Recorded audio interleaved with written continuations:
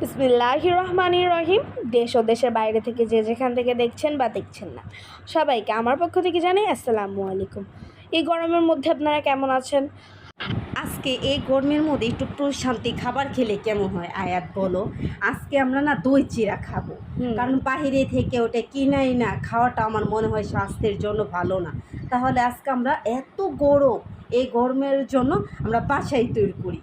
যেহেতু মনে করে 100 টাকার মধ্যে আমরা সব কিছুই করবো, 100 টাকা লাগবেও না। যেমন কলা, টক দই, মানে এটা আমরা বাহির থেকে কিনে আনছি সব কিছু। এগুলো এখন বাসায় আমরা এগুলো কি বাসায় খেলে কি তৃপ্তি ভরে খাওয়াও যায়, আবার মনে করো স্বাস্থ্যের জন্য অনেক উপকারী। যেমন ধরো ফুচকা যেহেতু আমরা বাইরে খাই, ওটা তো তৃপ্তি নিয়ে খাওয়া যায় না, মানে ভালো লাগে না, মানে আর কয়েকটা খাই। কিন্তু বাসায় বানালে তো যত ইচ্ছা মানে তৃপ্তি ভরে খাওয়া যায়। আচ্ছা, আজকে আমরা এই দই চিড়াটা মনে করে মেয়ের আমি তৃপ্তি ভরে খেলাম। এখানে না হইলেও 100 টাকার খাবার আসছি, বাইরে থেকে আসলে কিন্তু আমরা এই খাবারটা 100 টাকা এতগুলা পাই সীমিত পাই। আর যেহেতু সেদিনকে আমি বাইরে থেকে দই চিড়াটা আনতে গেছি, কিন্তু বক্সের ভিতরে দেখলাম কি একটা মাছি ঘুরতেছে। ওখান থেকে আমার আর ওটার দিকে খাওয়ার ইচ্ছা হলো না। আমার তখন মাথায় প্ল্যান হলো আমি বাসায় এগুলো খাবো, বাসায় নিজে হাতে বানায় এটা আমি খাবো। কষ্ট হইলো ভালো, এত গরমের একটি প্রশান্তি খাবার। এটা খেলে কি আমাদের শরীরের জন্য, সব কিছুর জন্য আমাদের অনেক ভালো। আর এই গরমে আমাদের অনেক ডিহাইড্রেট রাখে এটা খেলে। এটা মানে শরীর ঠান্ডা রাখে, পেট ঠান্ডা রাখে, আবার স্বাস্থ্যর জন্য অনেকটা ভালো করে, সব কিছুর জন্য এটা অনেক ভালো এই দই চিড়াটা। কারণ এটা মানে বাসায় তৈরি করে আমি মনে হয় বেশি ভালো হয়, বাইরে থেকে কিনে নেয়নি।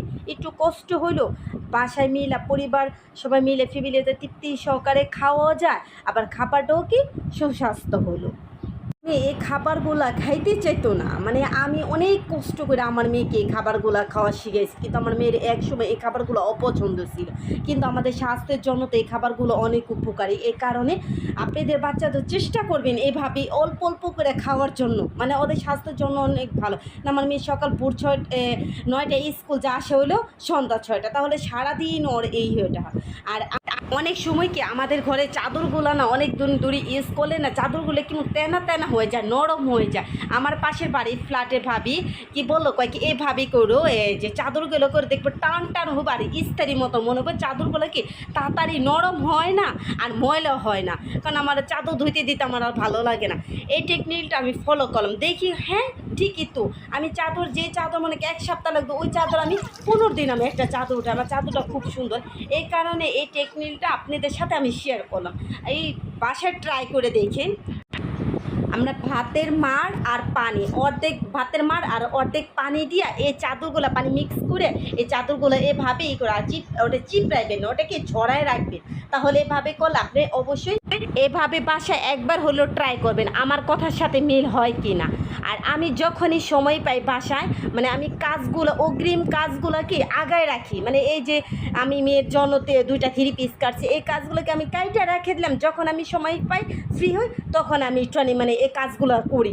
অনেক সময় তো ব্যস্ততার কারণে আমাদের এই কাজগুলো করা হয় না, এই কারণে আমি যখনই সময় পাই তখন আমি কাজগুলো আগায় রাখি। আমি অনেক সময় কি খাতাও এভাবে হাতে কাজ করি, মানে আমি আগায় রাখি, মানে করে রাখলাম, যখন সময় পাই ফ্রি পাই ওইগুলো মানে সময়ের মানে অপচয় দিতে চাই না, মানে কাজের মাধ্যমে থাকার চেষ্টা করি, এই অবস্থা। আর আমি ওরকম ভালো সিলি করতে পারি না, নিজেটা নিজে জাস্ট করতে পারি, মানে মেয়ের জন্য আমার জন্য, মানে কোনো দামি ড্রেস না, মানে হালকা পাতলা বাসায় পরার জন্য, মানে ওরকম নিজে একটু সেলাই করতে পারি এটুকি, মানে সময়টাও কাটে আমার। এই কারণে আমি এই কাজটা শিখছি, এই কাজটা শিখে অনেক উপকারে আসছে আমার। নিজেটা অনেক সময় লুজ হয়ে গেলেই হইলে নিজেটা নিজে করতে পারে, অন্যের দ্বারা নির্ভরশীল করতে হয় না, টেলার্সের কাছে দৌড়াইতে হয় না। আপনারাও ট্রাই করবেন, অবশ্যই অনেক উপকারে আসবে। কোনো কিছু শিখে রাখলে সেগুলো কিন্তু আর ফেলানো যায় না, সেগুলো কোনো না কোনো কাজে অবশ্যই লেগেছে। আমি অনেক সময়কে অনেক কাজ করি, মানে কয়েকদিন এটা আমার এক সময় না মাথায় ঝুঁক উঠে, এই কাজটা করবো সেই কাজটা করব, এই ধরনের। এই যে আমি কাইটা এটা রেখে দিছি, এখন আমার করতে হবে এমন কোনো ইমার্জেন্সি, যখন ফ্রি হবো তখন আমি এই কাজটা করব।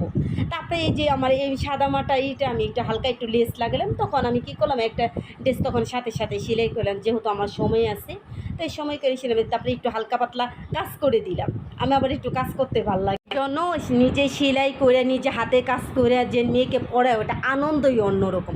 আর আমার বাসায় প্রচুর পরিমাণ আলো, এত আলো মানে চারোদিকে, মানে আমার জানালা দরজা মানে চারোদিকে ফুল, আর এত ময়লা পড়ে এই ফুলগুলোকে আমি মাঝে মাঝে কি পলি রাইখা দিই, যখন ময়লা হয়ে যায় পলি ফালাই দিই, অথবা বাসায় মেহমান আসবো পলিটা ফালাই দিই, তখন আমার কি ওই ফুলগুলো কি ময়লা হয় না।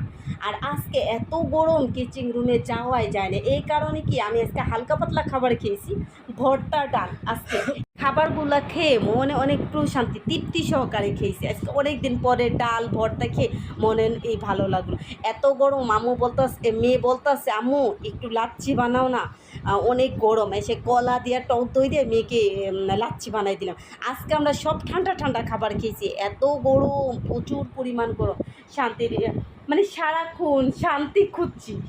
এই কারণে আজকে আমরা সব মানে ঠান্ডা জাতীয় খাবার খেয়েছি, মানে যখন এসেছি ঠান্ডা জাতীয় খাবার খেয়েছি।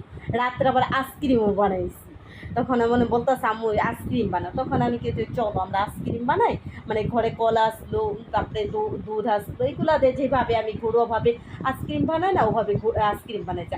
আর কর্নফ্লাওয়ারটা দিছে, এটা দিলে কি আইসক্রিমটা অনেক সফট হয়। এভাবে আইসক্রিম বানায় বাসায় ট্রাই করে দেখবেন। আমি বেশিরভাগ বাসায় যতটা চেষ্টা করি বাসায় বানাই মেয়েকে খাওয়ানোর জন্য ওরকম। আর দোকানের জিনিসটা অনেক কম খাওয়াই, কিন্তু আমি দোকানের জিনিসটা অনেক খাই। এভাবেই করে তখন আমি আইসক্রিমটা বানাইতে এই করে ব্লান্ডারে ভালোভাবে পিষে ওটা আমি ফ্রিজে রেখে দিলাম। তারপরে দিন মেয়ে বাইর করে খেয়েছে, বলতেছে আম্মু অনেক মজা হয়েছে। আমি তো দুধ থাকলে আমি এই কাজগুলো করি, মানে এই কাজগুলো করতে আমার অনেক ভালো লাগে। তারপর আমি কি করলাম, ওই যে সময় বের করছি, মানে দেখি রাত্রে সময় অনেকটা ফ্রি আছে, সকালবেলা উঠে আমার রান্না করতে হয়, ওই সময়টা আমি মানে আমাদের গ্যাস চলে যায়। এই কারণে কী করি, আমি সবজিগুলো কাইটা বক্সে বক্সে ভরে রাখি, ভরে রাখলেই সকালবেলা ঘুমে থেকে উঠে আমি রান্না করে রাখতে পারি। আর তাহলে আমার 9টা বাজে সব কিছু আমার কমপ্লিট করতে হয়, কারণ মেয়ে আমার কোচিংয়ে যাওয়া, 3-4টা কোচিং স্কুল একা সামলায়, মেয়েকে কোচিংয়ে দেওয়া একা আমার প্রতি অনেকটাই হয়ে যায়। That's it for today. নতুন আরেকটি ব্লগে দেখা হবে। আশা করি আপনারা সবাই সুস্থ থাকবেন, ভালো থাকবেন। আসসালামু আলাইকুম এভরিওয়ান।